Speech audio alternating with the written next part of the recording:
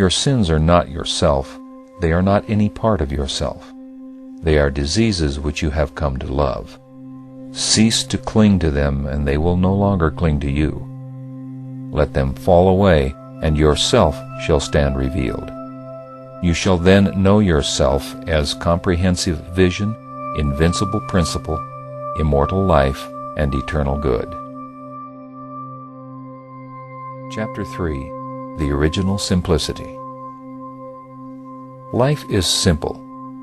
Being is simple. The universe is simple.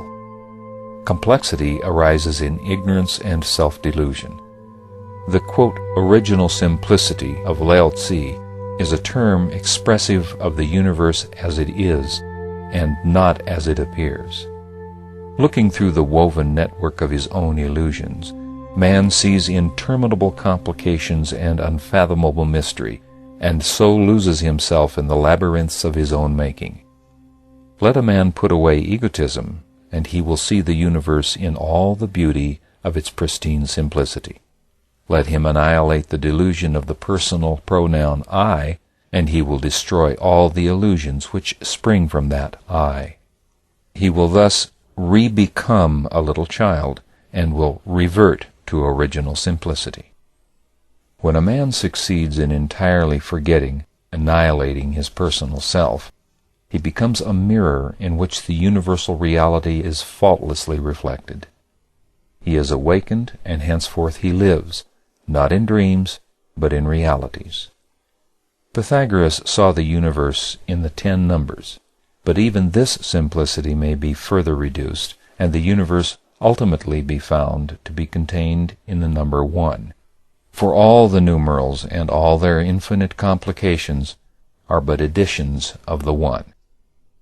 Let life cease to be lived as a fragmentary thing, and let it be lived as a perfect whole. The simplicity of the perfect will then be revealed. How shall the fragment comprehend the whole? Yet how simple that the whole should comprehend the fragment. How shall sin perceive holiness? Yet how plain that holiness should understand sin. He who would become the greater, let him abandon the lesser. In no form is the circle contained, but in the circle all forms are contained. In no color is the radiant light imprisoned, but in the radiant light all colors are embodied. Let a man destroy all the forms of self, and he shall apprehend the circle of perfection. Let him submerge in the silent depths of his being the varying colors of his thoughts and desires, and he shall be illuminated with the white light of divine knowledge.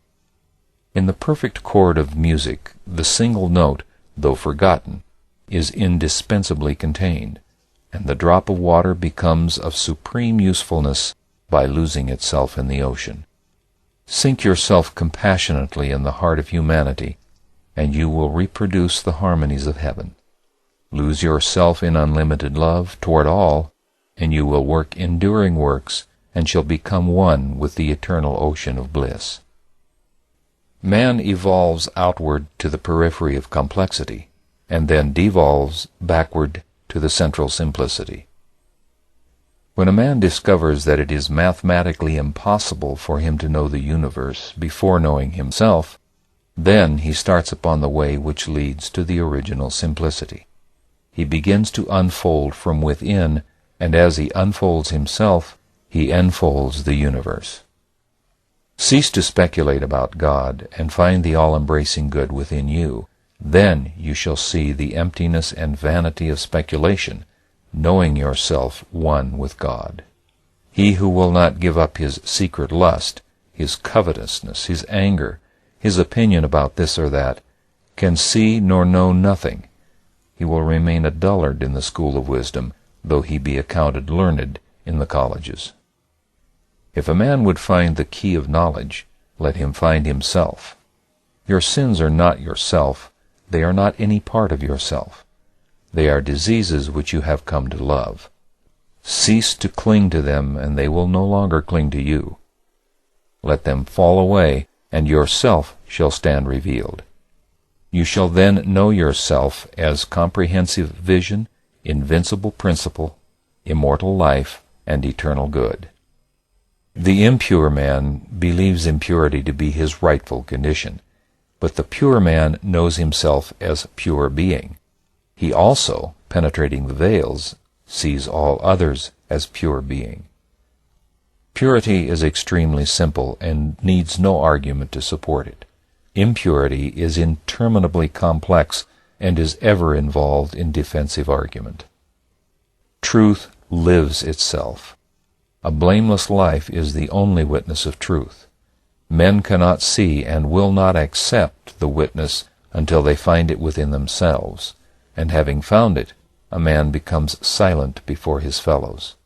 Truth is so simple that it cannot be found in the region of argument and advertisement, and so silent that it is only manifested in actions. So extremely simple is original simplicity that a man must let go his hold of everything before he can perceive it. The great arch is strong by virtue of the hollowness underneath, and a wise man becomes strong and invincible by emptying himself. Meekness, patience, love, compassion, and wisdom, these are the dominant qualities of original simplicity. Therefore, the imperfect cannot understand it. Wisdom only can apprehend wisdom. Therefore, the fool says, "No man is wise." The imperfect man says, "No man can be perfect," and he therefore remains where he is. Though he live with a perfect man all his life, he shall not behold his perfection. Meekness he will call cowardice, patience, love, and compassion he will see as weakness, and wisdom will appear to him as folly. Faultless discrimination belongs to the perfect whole, and resides not in any part. Therefore men are exhorted to refrain from judgment until they have themselves manifested the perfect life. Arriving at original simplicity, opacity disappears, and the universal transparency becomes apparent. He who has found the indwelling reality of his own being has found the original and universal reality.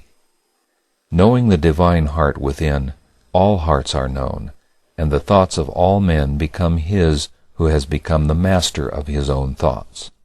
Therefore the good man does not defend himself, but molds the minds of others to his own likeness. As the problematical transcends crudity, so pure goodness transcends the problematical.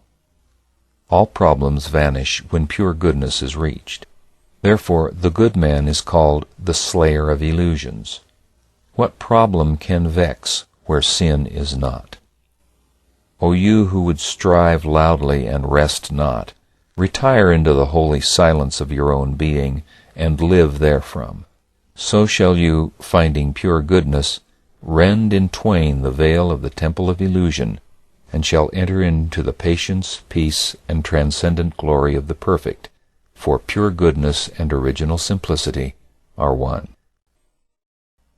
End of chapter 3.